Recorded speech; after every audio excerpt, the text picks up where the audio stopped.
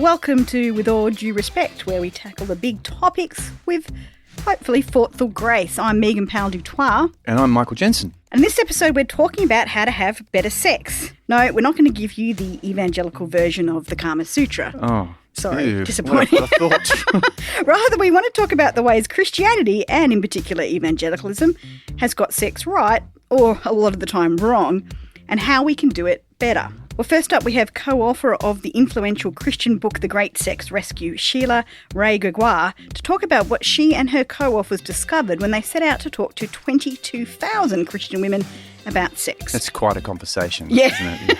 That's a huge cup of tea. Yes. It was a long survey too. And then Michael and I talk about the Australian Me Too moment and what we think about consent education. And we finish with the film, Give Me Sex, Jesus. Yep, that's what it's called. That was some Googling issues there. I'll have to go. And consider this your warning. This episode is talking about sex, so it's definitely for mature audiences.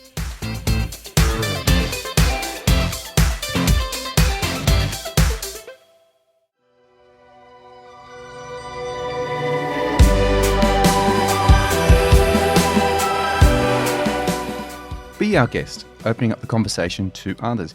And today I'm very excited to say we have the author Sheila Wray Gregoire, who's not just an author, she's a speaker, a blogger, podcaster, Twitterer and all the rest. And she's got 2 master's degrees, one in sociology, one in public administration. And she's been speaking on marriage for a number of years and wondered whether the problem might be not a lack of good advice, but a whole lot of bad advice. And so she sat down to read the best-selling Christian marriage advice book, Love and Respect. You may have heard of it or read it yourself. And what she read there disturbed her so much that she set out to do some research on Christian women and sex with her daughter and psychology graduate Rebecca Gregoire Lindenbach and epidemiologist and statistician Joanna Sawatsky. They surveyed 22,000 women, and the survey itself went for 90 minutes. The result is the book, The Great Sex Rescue, The Lies You've Been Taught and How to Recover What God Intended. So welcome to the show, Sheila. Yes, thank you for having me. I wanted to ask, first of all, what's the most concerning thing that you found out in your research? I mean, it's very extensive research, like the 22,000 respondents, something like that. What was the most concerning thing and what was the most encouraging thing? Well, the encouraging and disappointing are almost mirror images of the same thing. The encouraging thing is that believing in God and going to church helps women's marital and sexual satisfaction. Okay, so church is a good thing, and we can all celebrate that. The disappointing thing, however, is that often the messages that some women hear in church will really negatively impact their marital and sexual satisfaction. So while church on the whole is beneficial, there's a big group of women for whom it actually does tremendous harm because of what they're being taught. That's something like, it's in the 20 to 25%. It's a significant group, isn't it? That just to generalize, that are having a negative experience directly connected to their church, what's being taught to them in church. Yeah. And it shouldn't be that. I noticed too that you were saying even if what they were getting taught in church was okay, it's all the other resources. I mean, as myself a pastor, that was really confronting to me, to think actually we need to be aware of what they're reading and consuming out there. Exactly. I go to a church which was quite egalitarian, and pastor was great, would talk about abuse issues, was really affirming of women. And yet at the same time, that church was offering Love and Respect book studies for couples to do together. And that book, Love and Respect, in our study, we identified that as the most harmful best-selling evangelical book that we measured. And it is the most used evangelical resource in North America for marriage studies. I mean, it's used here in Australia too, sadly. And I totally agree. I wasn't sure. It's come to your shores as well, eh? It has. We don't really produce much of our own resources in this kind of thing, do we, Michael? Oh, there's a few things. I mean, Greg and Amelia Clark produced something a few years ago, like back 20 years ago, but nothing like the volume of material that you get in the United States. So what have been the most, I mean, that's one of the things you deal with. What are the books and resources that you would avoid besides Love and Respect? Well, what we did, so our book, The Great Sex Rescue, is based on 4 different areas of study. First, our big, huge survey of 20,000 women, where we asked, do you believe certain teachings? But we also asked them to rate their marital and sexual satisfaction so that we could correlate and see, are there certain teachings which hurt? And there are. We identified 4 big ones that we talk about in the book. Then we also looked at all the peer-reviewed research to see what goes into healthy sexual teaching.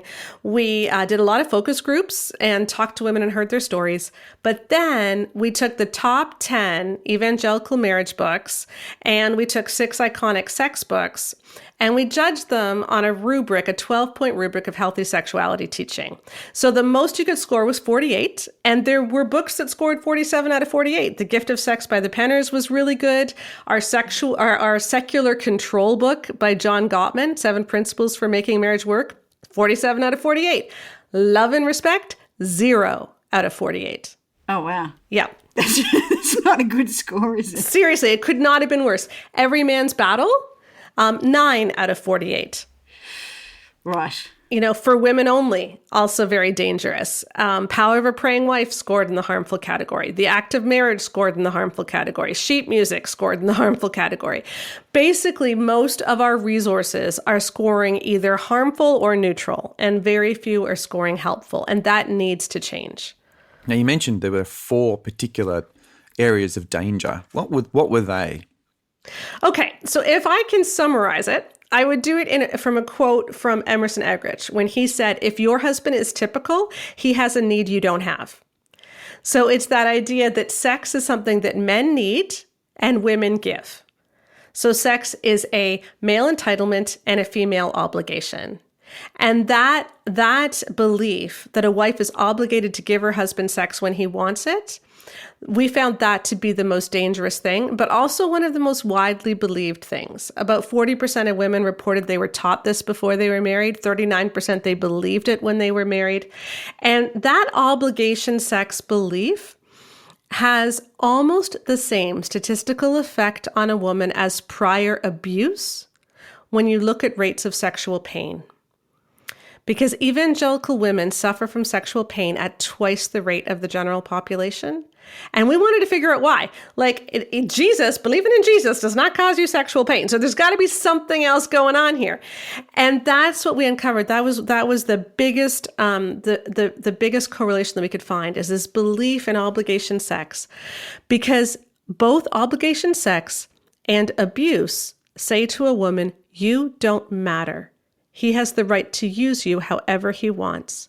And women's bodies literally interpret that as trauma. I mean, that's also happening. I didn't, in my section of evangelicalism over here in Australia, I didn't hear that teaching at all. It wasn't something I came into marriage with. But since then, I've heard many stories of women who've felt abused in their marriage and had lots of issues in their marriages. And that has come out a lot, that it's being taught over here as well. It's a major problem here. Yeah, it's just heartbreaking. It's heartbreaking. It's also, just speaking from the male perspective as well, it's enormously liberating to have that teaching counted, because it actually, you become a victim of your own needs. You become sort of like, oh, well, I'm a man.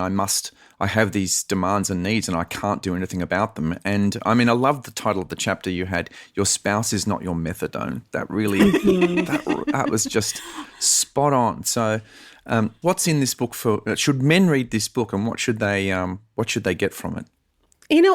We've had so many men tell us how freeing the Great Sex Rescue was, which, to be honest, we weren't expecting.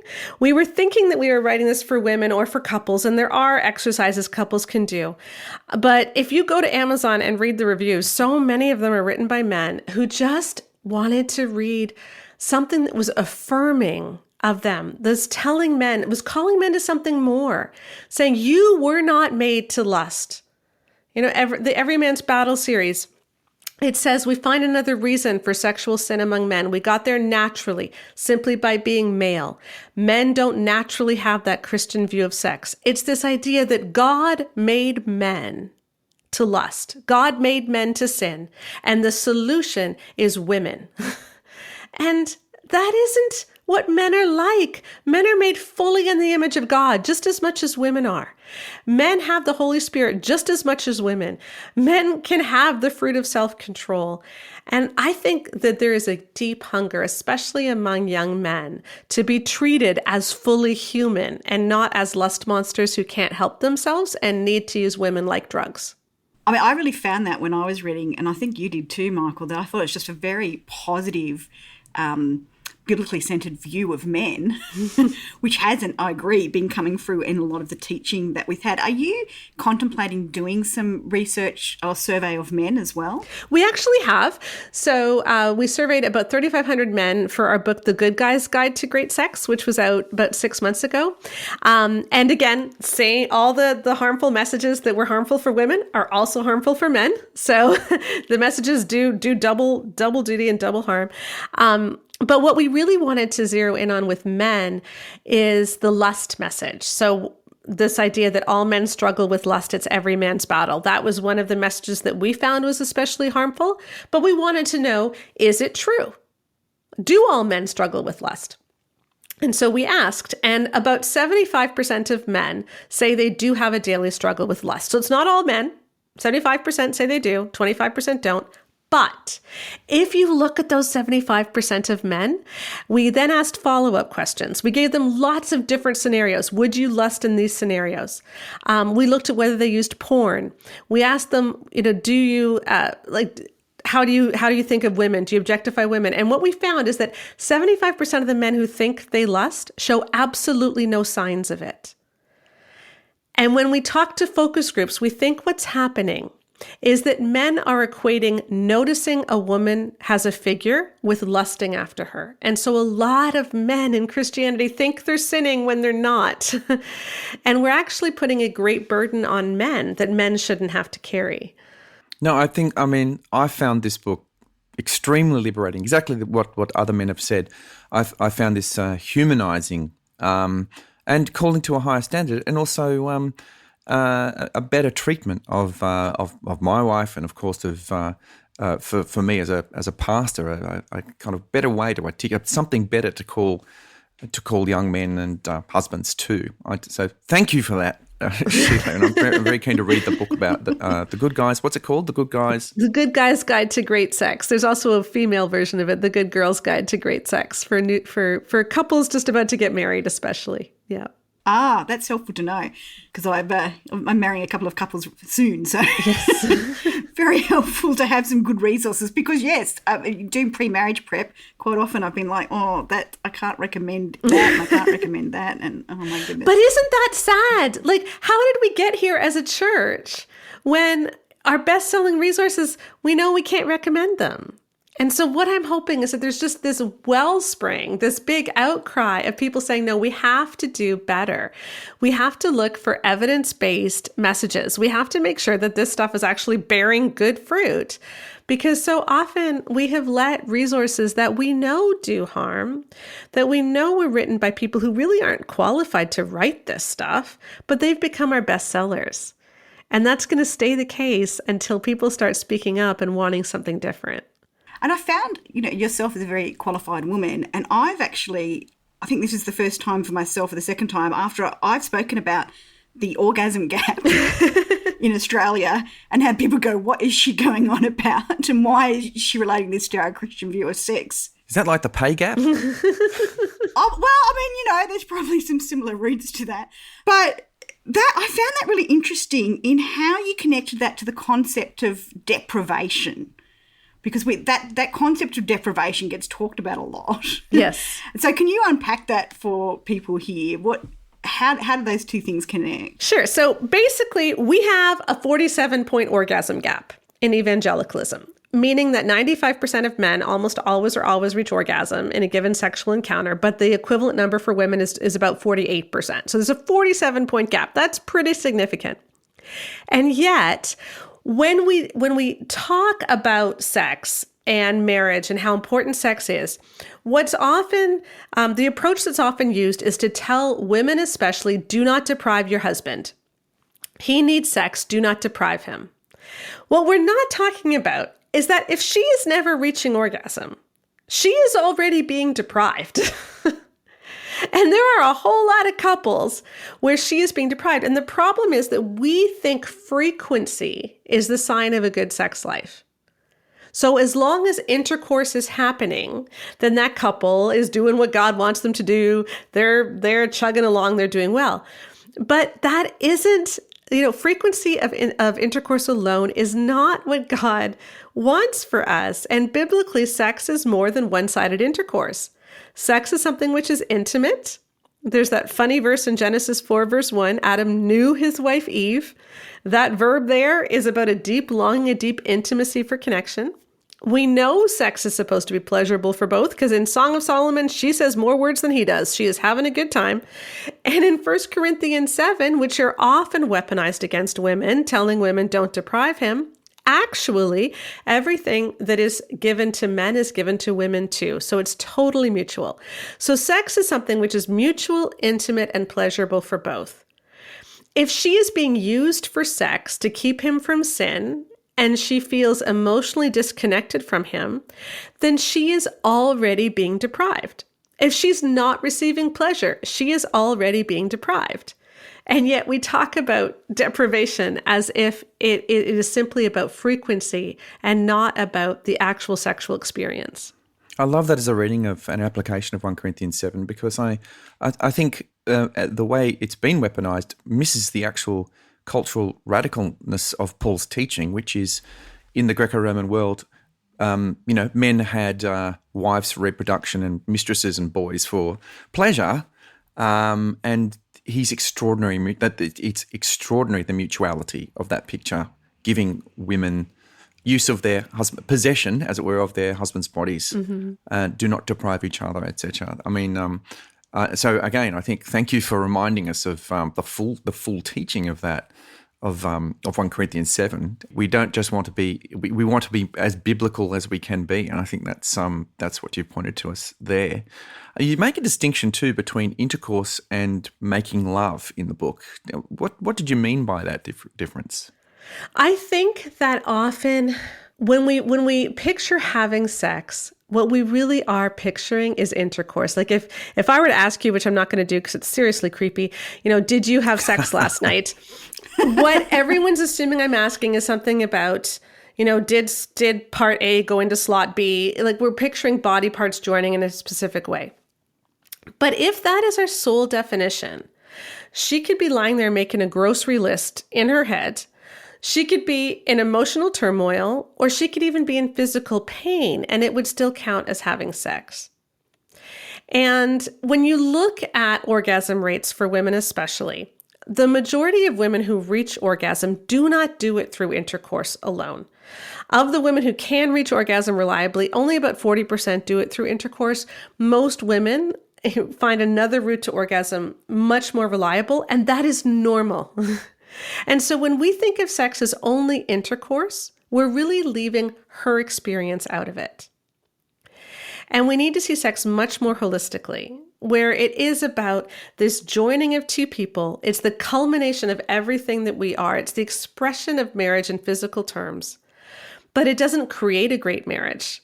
It can't do anything on its own. It's instead the culmination of what we feel about each other, and we're expressing that together, valuing each other, and that's what it should be, instead of just something which she owes to him.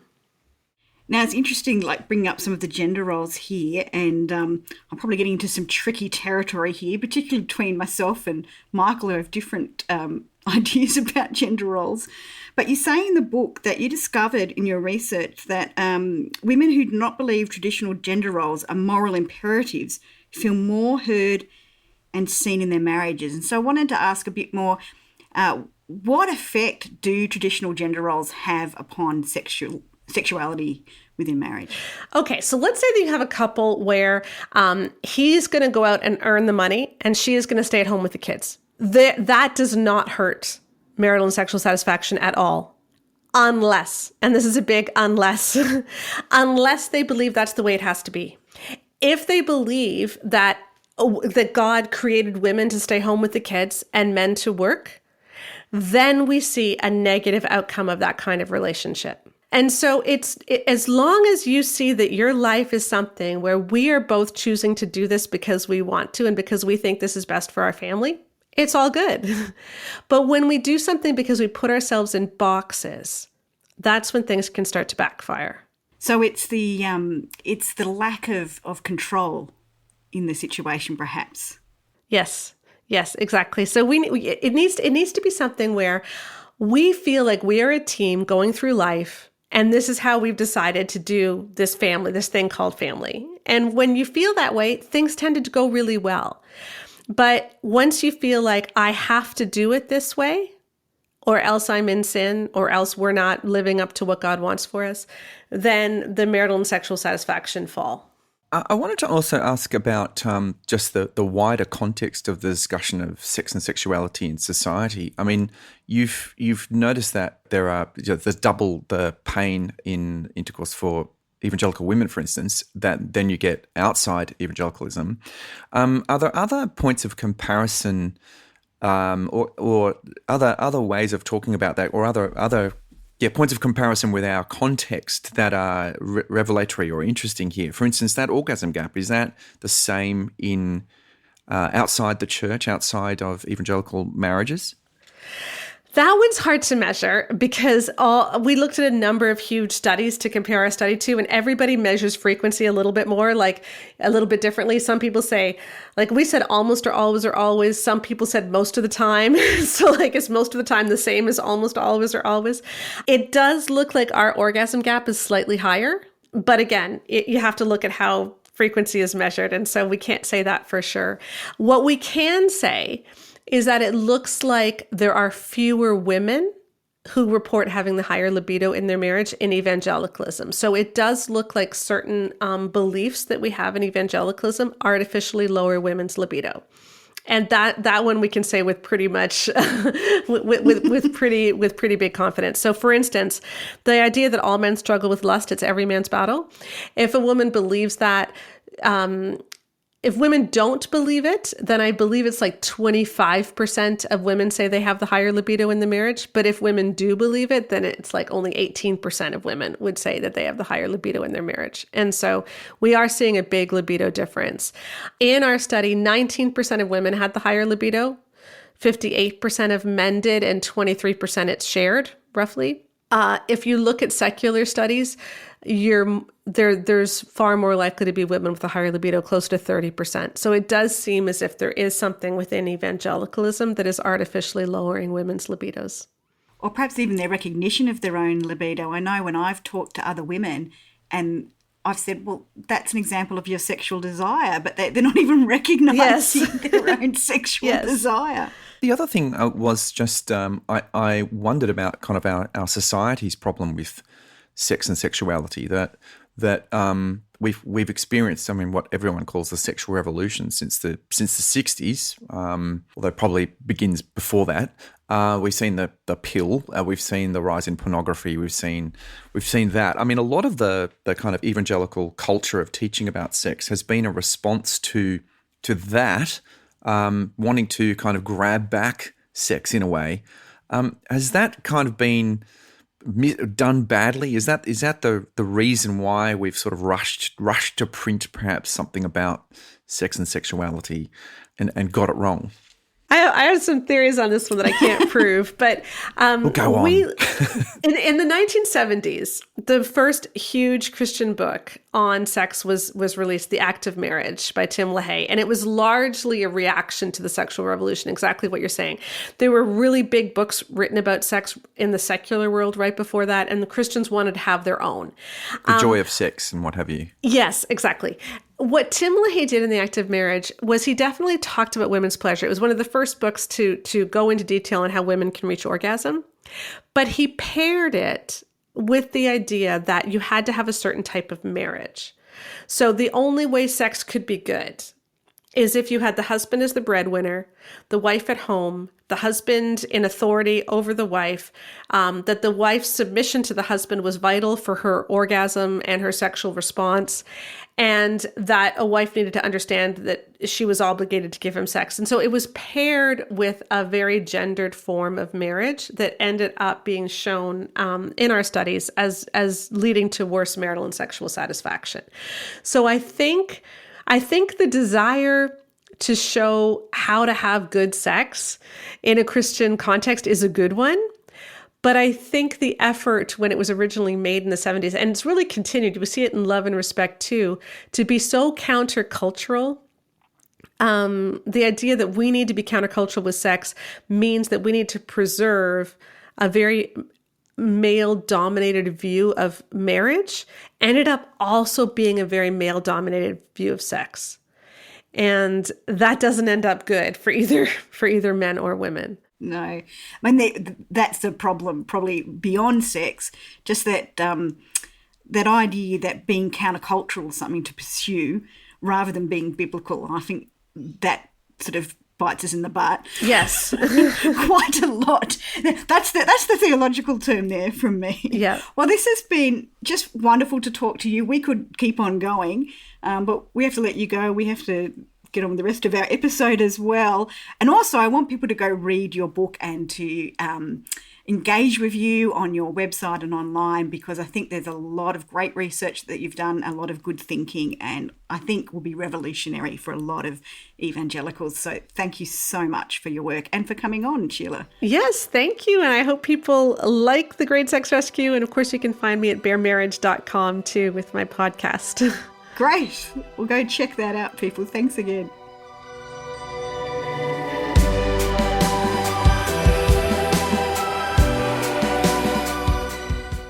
Well, Still to Come, Australia's been having a bit of its own reckoning with bad cultures of sexuality, and many have suggested that we need consent education, and some Christians have pushed back on that. We're going to talk that over. And then the doco, Give Me Sex, Jesus. That's quite a title. Yeah, I reckon that's going to sell it alone.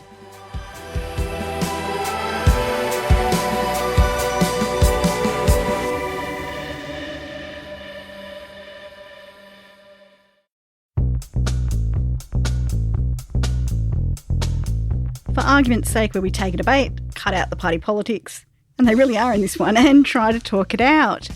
And in 2021 in Australia, there was quite a moment there where women took to the streets because we had Brittany Higgins coming out talking about the culture in Parliament with sexual assault, and then we had like Chanel Contos, private school graduate girl. She ran a huge, what was it, an Instagram sort of petition. That's survey, what it was, yes. massive petition and survey, yeah. Well, to get everyone's stories, and it turned out there was a major culture of sexual assault and sexual harassment throughout, particularly private boys' schools. But that's the sort of people that she was talking to, I think. Yeah, that was her context, yes. Yeah. Although it got wider than that. But then, of course, this started a public discussion, which Christians became involved in as well, about, well, how do we change this? How do we? And so you started to get some, particularly on social media, you saw some articles come out from some Christians saying, well, the whole problem is just the secular view of sex. And if only people had a Christian view of sex, you know, it would be, we wouldn't have had this problem, which I think is, I mean, I'm overstating the case here, but I think this is a bit naive. And then, of course, there was a big call, particularly from Chanel Contos, for good consent education. And then there's some pushback on that from some sectors of the Christian community. So what did you think about that, Michael? Well, I kind of, I agree and disagree. That is, I think consent education is sufficient but not enough. You know, there's more to be said. One of the, I have to admit, come clean and say there was I'm on a board of a school that was involved in the Chanel Contos, right at the centre of that. And we had conversations on our council. Not everyone there is a Christian. And it was fascinating to see people's responses. People were shocked. Both women and men were shocked at the prevalence, and some people weren't shocked and said, "Oh, it happened back in my day too." So it was very mixed. But some people said, "Why can't they see that this isn't what sex is for?" They realise that there's not a vision of what there's not a compelling vision of what our human sexuality is about, other than you're free to choose. And I suppose that's where the limitation of the consent education came up. But I wouldn't want to undermine consent education, because I think it actually dovetails with it, because the idea of consent actually is not just a matter of, yes, I'm happy with this, but it's a much fuller orbed thing than that. A holistic idea. It's actually respecting someone's mind and helping people to know their own minds. So that actually might lead to a deeper conception of what, sorry to use the word conception, of what sex is for. We've done remarkably well this episode with the double entendres, I have to say. You have to go and sort of use them, say them all later. Yeah, look, I think I had a particular response to that as an evangelical woman who's been the recipient of a lot of confidences about what's been happening in the evangelical world. And I thought, well, consent education would actually be really good in the evangelical world. So to kind of, if it was coming from a more simplistic idea of, we've got it right and we're telling the culture what to do, well, we don't have it right. And I would say my experience in evangelicalism in Australia was certainly that consent wasn't well understood, particularly, I think, a much well-rounded idea of what consent is and who people are and why consent's important. And I'd certainly say there's several aspects to that. So there's consent within marriage, I think, which come out of some of the stuff that Sheila Gregoire was talking about, where there wasn't really an understanding of the consent still operates within marriage, and that's very significant for our sexual experience. No, once you've said "I will," isn't that giving consent? We call it the consent. Yeah, you're absolutely right. So there's that, but also I think even some of my experiences of dating or so on within the evangelical Christian world as a young woman is that I think that there wasn't a really robust idea of consent. And a lot of that was because so much pressure was put on women to not get in men's way, not be an obstacle, that sort of eroded the idea that women have to give consent, that's really important. Yeah, and so that's why I say we must not erode the idea of consent, but we also, I think the way to speak about it is actually to say the idea of consenting actually involves knowing your own, or being in some way knowing your own mind and knowing your own body, knowing who you are, and so you can't just have a very kind of thin legal idea of that. That's a fully ethical and spiritual thing to talk about. Consent and also the other person consenting, because there are all sorts of ways in which consent is compromised. You can manipulate, you can harangue, you can nag, and so people can give their tacit consent or their kind of begrudging consent, but that's not really full free consent. What we want to do is actually we want the full open consent of the other person. And I think that there's been quite a lot of those coercive practices within the Christian idea of sexuality that has reduced particularly women's consent as well, in that if they feel like, the husband's need is so immense that somehow if they don't give it to him whenever he asks, then, he's going to fall into sin. That's a coercion that erodes. I think it's a deficient and sub-Christian view of love. And it's a deficient and sub-Christian view of grace, actually. So it's not just that it's sort of it's legalism in the end. I think it's actually antithetical to the gospel, and so I think we should not be afraid of what secular people are saying here, but actually turn back to our own resources and find in them once more again actually the richer conception of what it is to love someone and be loved. That those involve the freedom of that person to love us. Yeah. I mean, I think, and also the thing that for me perhaps came out a little bit in the secular conversation was sometimes missing when Christians interact with that is that this idea of entitlement, and behind the entitlement a whole lot of misogyny. I think misogyny is very strong throughout Australian culture. So it's not particularly a church thing, it's an Australian cultural thing, but it's also within how we express our thoughts about sexuality in the church. And I think that it just manifests differently in the Christian world than it does perhaps in the rest of Australian society. But it's still the same motivator behind it, that women are not seen as completely human, that are objectified in both worlds. And that also leads to sexual assault. So here's the interesting thing. Actually, I think the kind of purity culture, some of the Christian talking about sex is actually very worldly. even though it's different in the sense that it says we reserve sex for marriage, whatever it might be. It's still very worldly because it doesn't recognise the full humanity of the other person. And actually, if you want to be countercultural, really understand consent properly. Yeah, I think so. That's for me. I want to downplay consent. I want to say, let's get a really rich idea of consent, which talks about the full humanity of others. I think we came to a surprising agreement. We on did. That. We did. We'll see what our listeners think.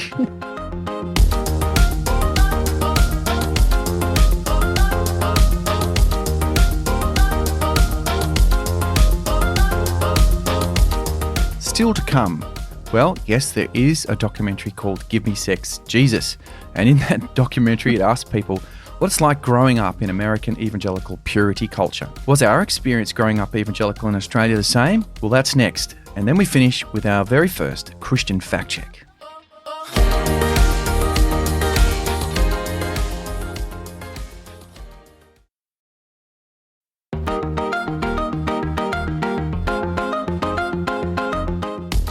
Through the wardrobe, reading stories and finding truth.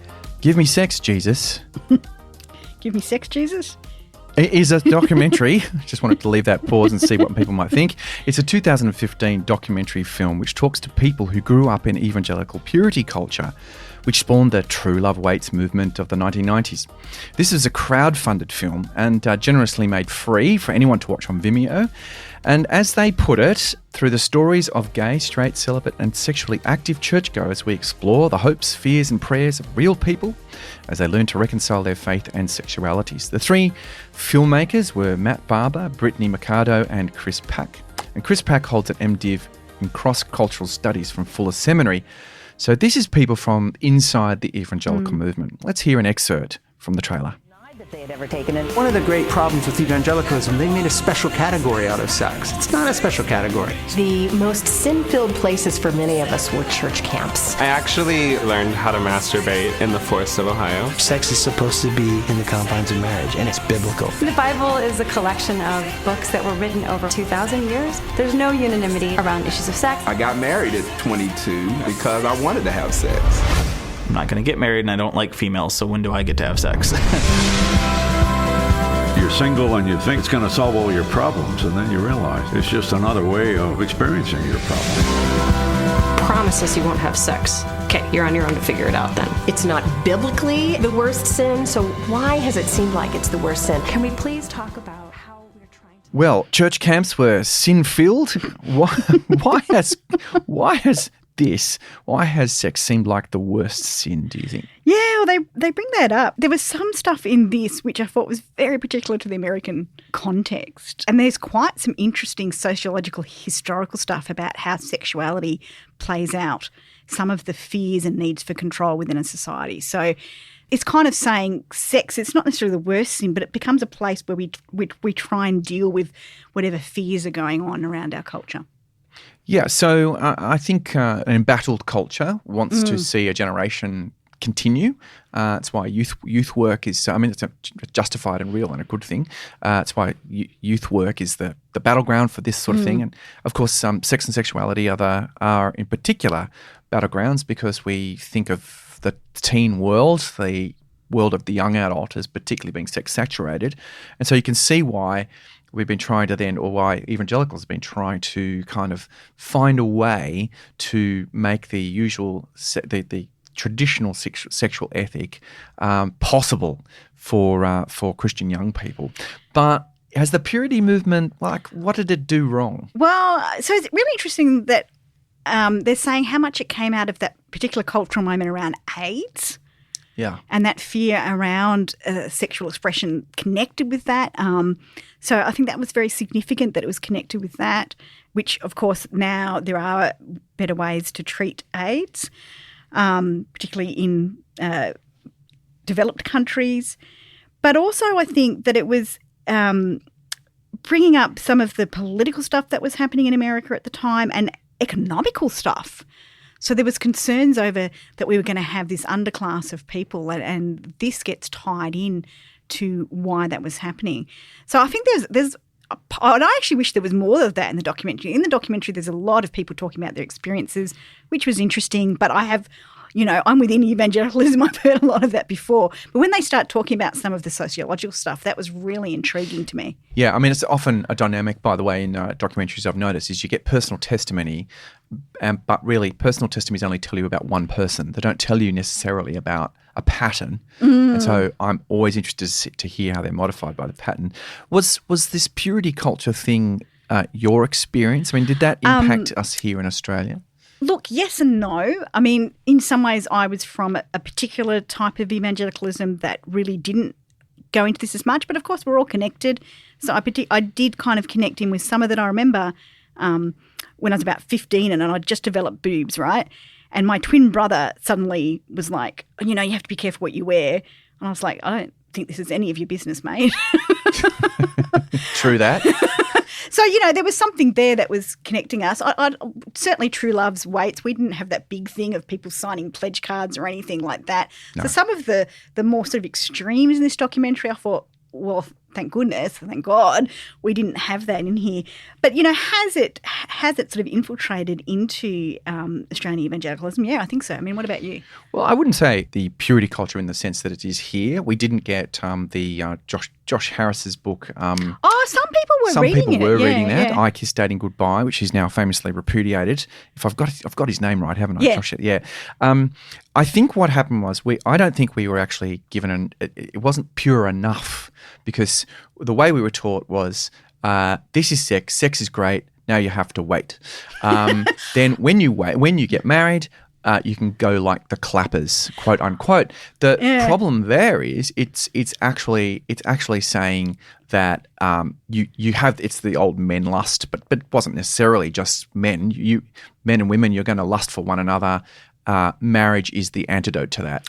Whereas actually, you actually will have to live with your sexual self for your whole life, whether you're married or single. That, I think, was one of the key things that came out of this, and I think that we had as well. That kind of, people think evangelicals are sex negative. They're not. They're really sex positive, but we oversell. There was a bit of a marketing thing going on. And reality, like everything about the human life, it's complicated, and it's, it's off and on, and you got to learn about it and so on. So yes, it's not suddenly all going to be fantastic once you get married. That's a complete and utter lie. It is. I'm 30 years in. I'm here to. How many years are you in? 26 or something. Yes. No, and it's dangerous. It's actually very, very damaging to say that marriage is an antidote to that. You don't get married to fix your sex problem. Particularly men don't get married to fix your porn problem. And that's just dreadful advice that I've heard kind of bubbling around the Christian subculture a little bit. You work on your whole godliness, your holiness from the get-go, and that's your task, is to manage your sexuality. I don't think a traditional sexual ethic which says sex is for marriage need to be tied to this purity culture, which is highly, I think, legalistic, has no room for No, I don't think they're forgiveness. necessarily together. But look, I thought it was an interesting documentary, some of that I didn't relate to. I always wish someone was doing these for Australia. It would be really interesting to see how this sort of connected in with particular Australian contexts. So someone go make that. Yeah, that's for you.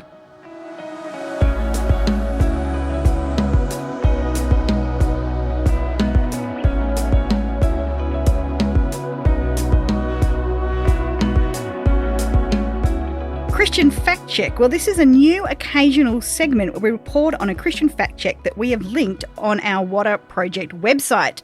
And today's one, very fittingly, was done by Sheila Ray Gregoire. We couldn't resist starting with this one.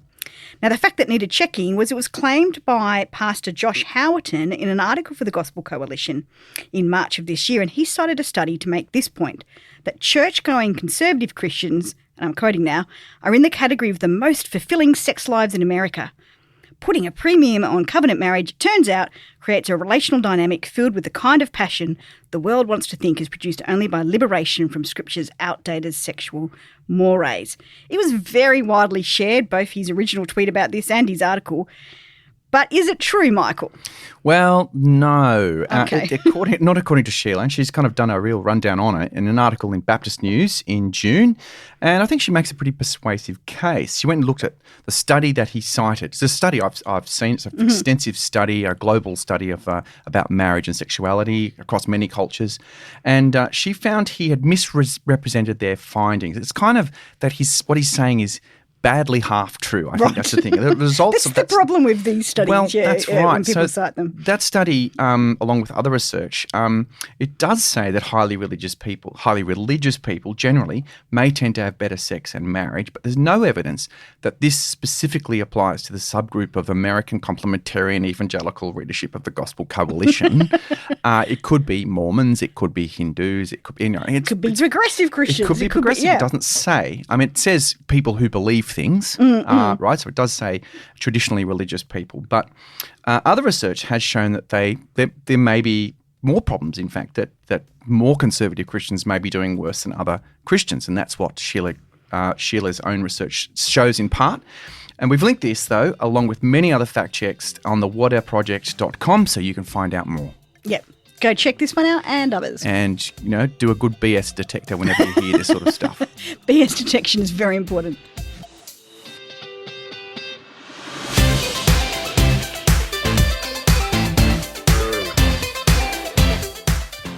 Well, thanks for being part of With All Due Respect. Coming up next episode, have you ever heard the phrase dark night of the soul, which sounds very ominous, and wondered what it was about? We're going to look at where it comes from and what it means. And we're going to talk to Dr. Greg Clark, friend of the show, about Nick Cave and Bono, and chase that up with the poetry of The Soul by John Donne. John Donne. Amazing Looking stuff. forward to it. See you then. Bye.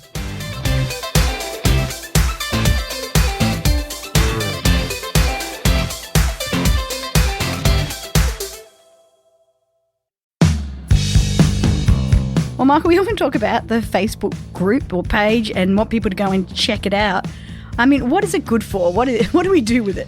Oh, well, it's a community. That's what I think the Facebook page is for. Mm-hmm. It's for gathering around the ideas we talk and really talk about, and the kind of the spirit of water and people who are sort of both like-minded and not like-minded. I mean, that's the beauty of water, right? So I think we've got there people having discussions and debates about pretty serious issues, but also we have this thing called Toit Tuesday. Do you want to tell people about Toit Tuesday? Yeah, which is when on Tuesdays you're allowed to promote anything that's not dodgy. Toot your own horn, which people, and that's just a great way to actually find out what's going on in the world around you through the toots. I find out some fantastic things that people are up to. And then we have some more community building things too, like we often do polls, which people really engage with or ask questions. So I think there's a lot of learning of diverse perspectives and different experiences that people bring that really adds on to what we're talking about in the podcast. Yeah, sometimes it gets a bit tense too, which is kind of exciting. But, that's the journey. Yeah, occasionally. But look, we also make sure that it's a well-moderated space. Yeah, absolutely. So do join us over there on the WADR Facebook page. Become part of the community and feedback to us too. So you become part of the program, part of the conversation. Yeah, you can suggest to us things to do.